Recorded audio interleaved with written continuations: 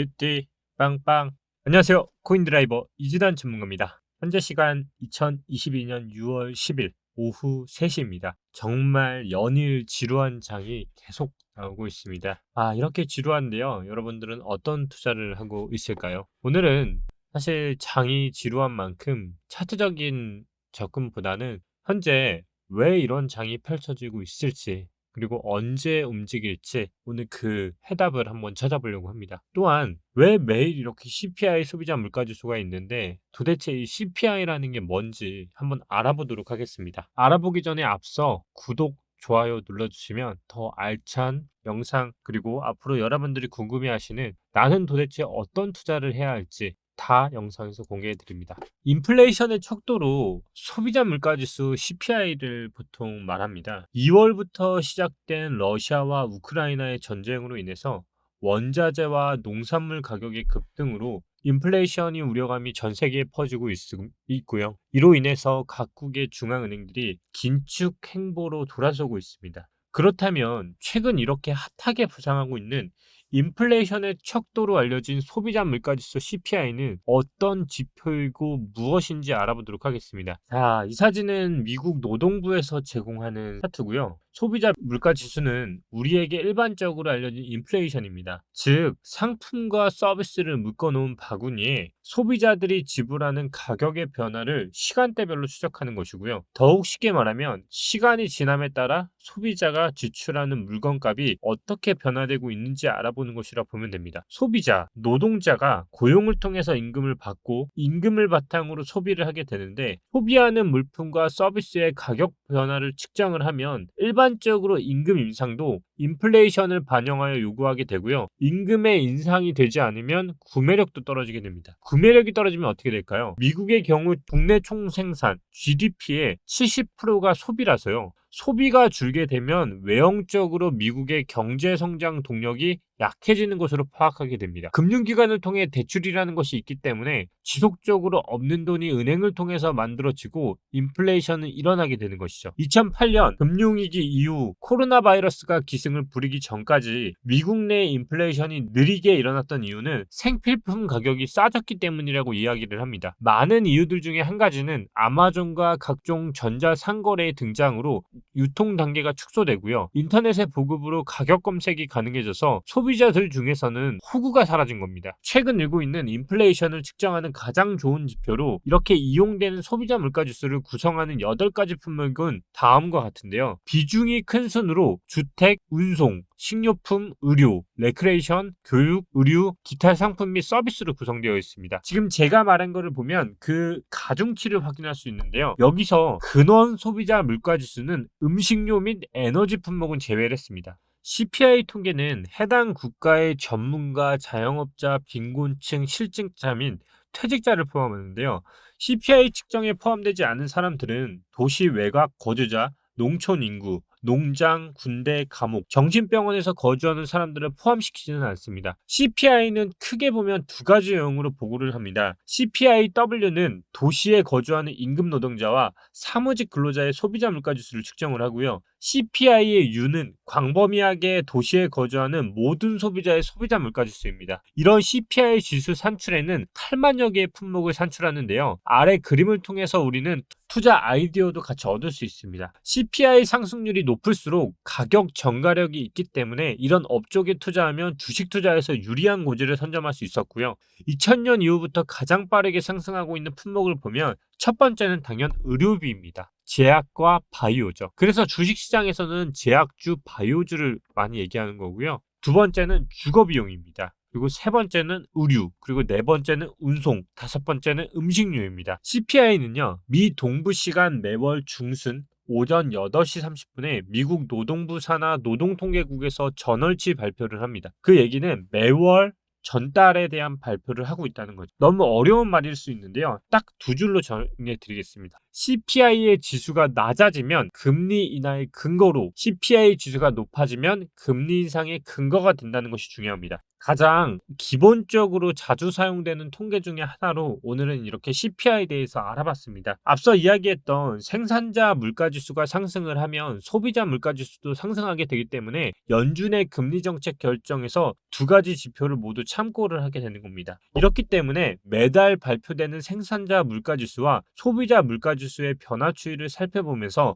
우리는 투자를 참고를 해야 하는 거겠죠. 어제 앨런의 연설이 있었습니다. 그 관련해서 제가 정리를 좀 해봤는데요. 너무 많은 얘기들이 오갔지만 그 중에서도 제가 포인트를 꼽고 있는 것들을 말씀을 좀 드리려고 합니다. 일단 지금 대한민국에서도 윤 정부 들어서서 반도체 관련해서 윤석열 대통령이 굉장히 강조를 많이 하고 있죠. 국가의 근원으로서 흔들릴 수 있다는 말이 계속 나오고 있는데요. 이 중요한 시기에 미국 또한 반도체에 꼭 투자를 해야 한다는 것을 어제 앨런 재무장관이 또 강조를 했습니다. 반도체는 경제적인 문제뿐만이 아니라 국가 안보에 직결된 문제라는 얘기를 또 했었고요. 미국 인플레이션의 3분의 1은 자동차 문제였었으며 이것은 반도체로 촉진된 문제다라는 말도 했습니다. 이게 어느 정도로 심각하냐면요. 지금 반도체가 어느 정도냐면 지금 만약 내가 이 순간 자동차를 사잖아요. 차량에 따라 다르지만 평균 4개월은 기본이고요. 정말 늦은 차는 내년 말에 받습니다. 1년이 넘게 걸린다는 거예요. 이게 지금 기본적으로 반도체 시장이고요. 여기에 또 뭐까지 겹쳤는지 혹시 아시나요? 우리가 가장 살면서 필요한 게 무엇일까요? 음식? 그거보다 중요한 게 있습니다. 바로 물. 우리가 제주 삼다수 잘 아시죠? 얼마 전에 화물연대가 파업이 들어갔습니다. 자, 화물연대 파업으로 제주 삼다수 육지부의 공급이 차단됩니다. 이게 어느 정도 되면 민주노총이 공공운수노조 화물연대본부 파업 등으로 인해 제주 삼다수 타 지역 운송에 차질이 빚어지고 있다. 파업 장기화 시 삼다수의 육지부 공급에 상당한 타격이 우려된다. 그러니까 제주도에서 지금 내륙적으로 건너오지 못한다는 얘기예요. 이렇게 곳곳에서 이게 연관이 돼서 하나 둘씩 점점 밀리고 있어요. 근데 우리가 여기서 놓치지 말아야 할 게 하나 있어요. 그게 뭘까요? 이게 단순히 심리적인 걸 잘 생각해 봐야 돼요. 우리가 요즘 명품 관련해서도 오픈런이라는 걸 한다고 해요. 이 오픈런이 얼마나 오래 걸리는지 아실까요? 샤넬 오픈런. 돈이 있어도 못 삽니다. 지금 인플레이션이 거의 진짜 양극화가 점점 심해지고 있어요. 돈이 있는 사람도 지금 못 살 정도로 계속 벌어지고 있음에도 계속 양극화가 벌어지고 있거든요. 그러면 생각을 해보세요. 이게 지금 점점 벌어진다는 거는 돈이 있는 사람들은 그걸 계속 살려고 할 거예요. 돈을 더 주고서라도. 이게 지금 밀리면 밀릴수록 사람의 심리는 어떻겠어요? 나는 더 빨리 받고 싶어서 더 그거를 웃돈을 주고라도 살려고 해요. 그러다 보니까 프리미엄이 또 붙고 피가 붙고 이러죠. 그러다 보니까 주택시장도 지금 어떤 지역구는 정말 많이 떨어졌습니다. 근데 어떤 초고가 주택은 계속 올라가고 있어요. 양극화가 점점 심해지고 있어요. 이게 단순히 시간이 지나서 이제 풀어질 단계가 아니라는 거예요. 정말 심각한 위기가 오고 있다는 것은 여러 방면에서 지금 오고 있다는 거예요. 오일 슈커보다 심각한 위기로 유럽 에너지 관련해서 지금 굉장히 많이 들어봤을 거예요. 여기서 주목할 게 뭐냐면 배급제예요. 이거 거의 정말 영화에서나 볼 법한 얘기가 나오고 있는데요. 정말 배급제예요, 배급제. 배급제가 뭘까요? 배급제가 뭐예요? 물품을요, 일정한 비례에 따라서 여러 목으로 나누어주는 행위나 제도를 뜻하는 게 배급이라는 표현을 많이 쓰는데요. 이 배급의 주체는 뭐죠? 사회주의 경제체제에서 나오는 거예요. 경제 운영은요, 생산과 소비를 비롯한 전체 경제행위가 중앙의 총괄적이고 전체적인 계획에 따라서 통제가 되고 운영이 되는데요. 결국 이 이면에는 통제라는 게 있다는 거예요. 그러다 보니까 이러한 경제체제에서는 생산에 필요한 생산품은 중앙의 계획에 따라서 배분이 됩니다. 지금 우리는 어떻죠? 우리가 그냥 가서 사 먹으면 돼요. 있는 물품 안에서. 근데 이제 이게 너무 과도하다 보니까 어떤 사람의 통제 하에서 배급식으로 일정 비율을 나눠주는 제도로 지금 검토를 하고 있다는 거예요. 그리고 이 오일셰크 에너지도 마찬가지입니다. 일정한 중앙정부 하에서 쓸 수 있는 양만큼을 나눠준다는 얘기니까 얼마나 더 불만이 폭증하겠어요. 그러니까 지금 괜히 위기라고 말하는 게 정말 아닐 정도로 정말 지금 전 세계적으로 에너지뿐만이 아니고 심상치 않다. 그 이면에는 우리가 알고 있는 우크라이나 러시아 사태가 전 세계적인 이러한 첫 시발점을 시작을 했다라고 보시면 쉬울 것 같아요. 그럼 비트코인은 어떻게 될까요? 여러 가지 추측들이 나오고 있어요. 예를 들면 비썸 경제연구소를 보면요. 반감기를 앞둔 2023년 전후로 비트코인 가격이 상승을 할 것이라 봅니다. 비썸 산하인 비썸경제연구소가 지난 5월 설립한 이후로 첫 번째 리포트 가상자산 투자자가 알아야 매크로 변수 점검을 발행한다고 8일 밝혔는데요. 굉장히 많은 내용이 있지만 쉽게 우리가 얼마 간다만 사실 투자자 여러분들 궁금하잖아요. 2024년, 2028년 비트코인 한 개 가격은 48,000달러에서 30만 달러 수준이 될 것이라고 분석을 했습니다. 지금 사면 수익이에요. 근데 아무도 못 삽니다. 아무도 모르니까. 근데 반감기 이후로는 올렸다 내려가는 게 지금까지 정석이었는데요. 어떻게 될지는 뭐 미래에 일어난 일이지만 큰 틀에서 봤을 때는 저도 비슷한 생각을 사실 갖고는 있어요. 이렇게 사이클적으로 전 세계적으로 CPI 그리고 에너지 이런 모든 이슈들이 오일 쇼크, 에너지 배급제 모든 것들이 맞물려 가면서요. 지금까지 이렇게 진행이 되고 있다고 보시면 될 것 같아요. 참 어려운데 우리 가상자산 시장은 그러면 어떻게 될까요? 여러분들의 생각도 댓글에 남겨주시면 정말 좋을 것 같아요. 제가 오늘 썸네일 제목으로 현재장이 왜 이럴까를 말씀을 드렸어요. 저는 그거에 대해서 5월에 이런 말씀을 드렸습니다. 스테이블 코인 관련해서는 지금부터 악재만이 있다. 그러면서 라이트코인이 상폐가 되고 있죠. 윌코인에 들어가면서 저는 앞으로 3일 안에 더 많은 상폐 코인이 나올 거라 보고 있습니다. 특히 대한민국에서뿐만이 아니고 전 세계적으로요. 왜 그럴까요? 바로 이분 때문이죠. 이복현 금강원장. 이분이 누굴까요? 첫 행보로 이분이 말을 했습니다. 가상자산. 테라 때문에 그런 것 같은데요. 루나 테라 사태.